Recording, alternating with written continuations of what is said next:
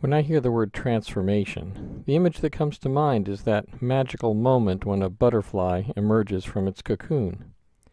There is something about that word that speaks to me of the sudden change from one state to another. It conjures up images of a lightning bolt moment, when things unexpectedly become clear and everything is changed. I think it's our nature to wish for these moments of insight, clarity, and revelation. One moment we're lost and confused and don't know which way to turn, and the next we're found and saved, and the way ahead is clear. It being close to Easter time, I'm reminded of that moment when the women arrived at the tomb of Jesus, only to see the stone rolled back and angels sitting there. I'm also reminded of the Apostle Paul and how he was converted from a persecutor to a proselytizer for Christianity when the scales were removed from his eyes.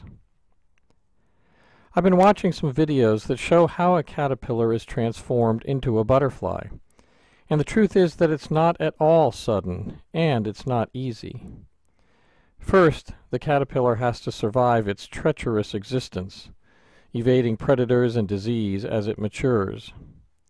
Then when it's time to begin the process of change, it creates its chrysalis by shedding its own skin.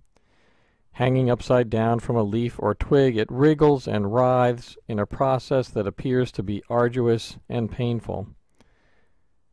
Once its metamorphosis is complete, it eats its way out of its shell, another procedure that takes time and effort.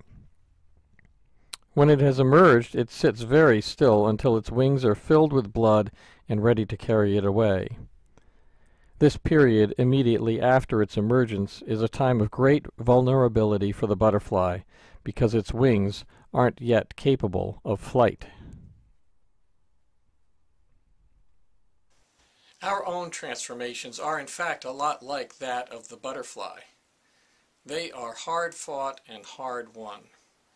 They don't happen magically overnight, and they're rarely accompanied by a lightning bolt or a choir of angels pronouncing some new reality. Transformations, our own personal transformations, take time and effort and energy and commitment. We have to be committed to forming a new reality for ourselves. We have to be fully invested. We have to put our skin in the game.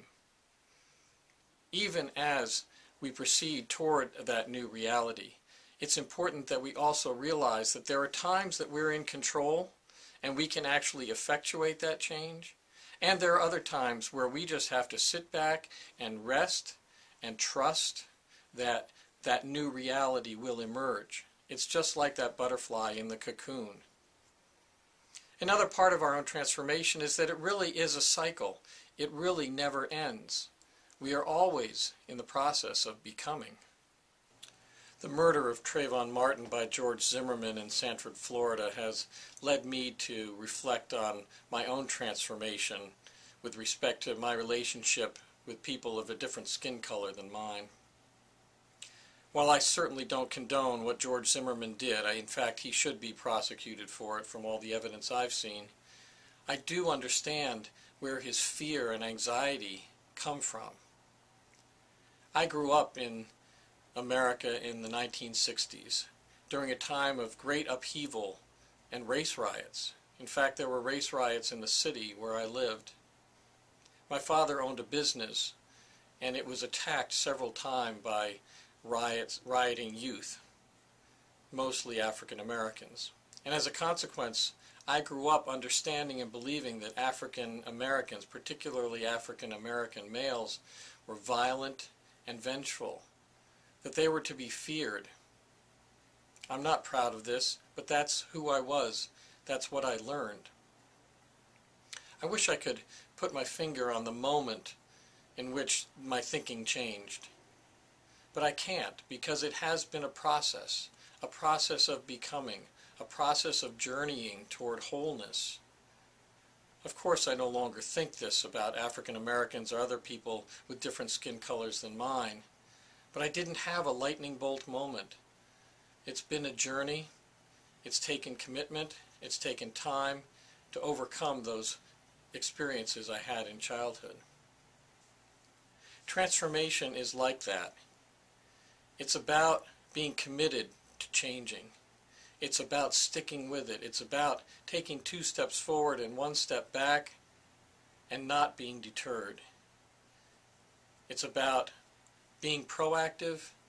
It's also about reflecting. Transformation doesn't happen overnight, although we might wish it did.